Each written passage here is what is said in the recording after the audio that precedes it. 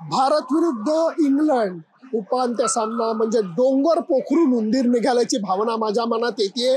भारतीय संघाच्या अडचणी उपांत्य फेरीत सुद्धा संपल्या नाहीत आणि त्यामुळे एक प्रचंड मोठा पराभव भारतीय संघाला मान्य करायला लागलेला आहे। सलामीच्या जोडीचे प्रॉब्लेम्स तसेच राहिले। KL राहुल परत आउट झाला, मधल्या त्यांनी हाफ सेंचुरीज केल्या, त्या कमकुवत संघाविरुद्ध केल्या। रोहित शर्माला म्हणावा तसा सूर गवसला नाही। सूर्यकुमार यादव लवकर आउट झाला। विराट कोहलीने अर्धशतक केलं आणि हार्दिक पांड्यानी फटाका इनिंग केली, म्हणून भारतीय संघाला काहीतरी आव्हान उभारता आलं। 168 धावांचं आव्हान वाटत होतं की काहीतरी भारतीय संघ करू शकेल, परंतु कसं काय जोस बटलरकडे सगळ्यांचं लक्ष होतं। पहिल्या ओव्हरमध्ये त्यांनी 3 चौकार मारले, परंतु त्याच्यानंतर अलेक्स हेलनी सूत्र आपल्या हातात घेतली।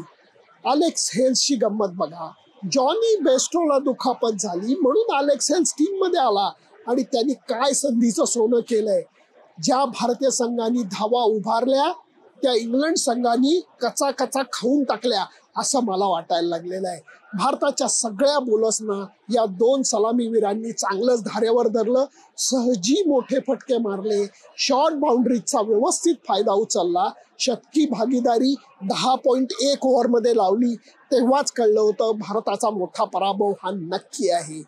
भारतीय संघाने किती जरी सांगितलं की आम्ही प्रोसेसवरती लक्ष देतो, आम्ही मेहनतीवरती लक्ष देतो, रिझल्टवरती लक्ष देत नाही, परंतु आता लर्निंग कर, आम्ही ह्याच्यातनं खूप काहीतरी शिकलो, या गोष्टी बोलून पुरेसं होणार नाहीये।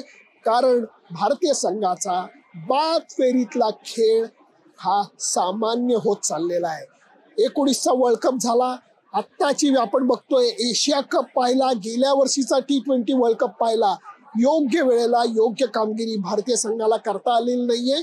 एक गोष्ट आता स्पष्ट दिसायला लागली आहे की T20चा खेळ हा यंगस्टर्सच्या हाती द्यायला पाहिजे, आणि जर यंगस्टर्सच्या हाती तुम्ही तो खेळ देऊ शकला नाही तर तुम्हाला T20 साठी जे आक्रमण लागतं ते आक्रमण तुम्हाला मिळणार नाही।